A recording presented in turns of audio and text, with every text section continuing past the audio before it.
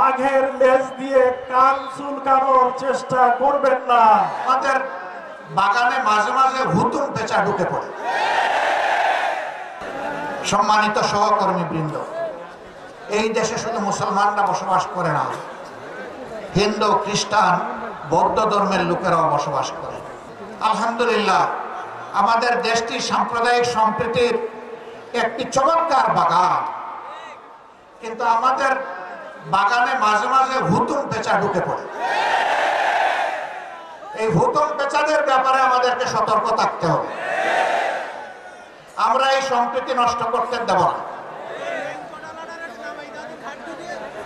আমরা এমন একটি বাংলাদেশ গঠন করতে চাই যেখানে মানুষকে তার শিক্ষা কিংবা কাজের ধরন দেখে মর্যাদা দেওয়া হবে না, বরঞ্চ প্রত্যেকটা মানুষকে আশরাফুল মখলুকাত হিসেবে মর্যাদা দেওয়া হবে।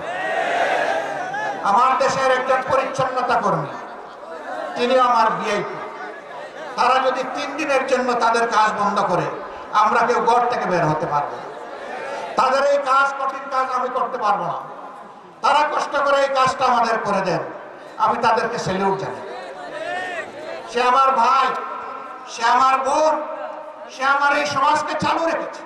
নগদের সর্বোচ্চ বার 167 টাকা রিচার্জে পাবেন 1 লাখ টাকা পুরস্কার। আরো আছে প্রতি সপ্তাহে পুরস্কার ও ক্যাশব্যাক। একটি সিংহ সার্জন সংগঠনের নাম, যারা বাতিলের সামনে কোনোদিন মাথা না করে দেয়নি, আর মাথা নত করবে না। আমরা রক্ত দিতে শিখেছি, আমরা ফাঁসির মঞ্চে দাঁড়িয়ে জয়গান গেতে শিখেছি। আমাদের নেতা মাওলানা মতিউর রহমান নিজামী এবং তার সাথীরা ফাঁসির দড়িতে চুম্বন করে প্রমাণ করেছেন, মৃত্যুকে আমরা থোড়াই ডর করি না, আমরা ভয় করি না। জালেম যারা তোমরা শুনে নাও, তোমাদের জুলুমের দিন শেষ। তোমরা এই দেশ থেকে পালিয়ে চলে গেছো তোমাদের সেই দেশে। আমরা আবার বলতে চাই, বাঘের লেজ দিয়ে কান চুলকানোর চেষ্টা করবেন না। বাঘের সিংহের লেজ দিয়ে কান চুলকানোর চেষ্টা করার পরিণতি ভয়াবহ হয়।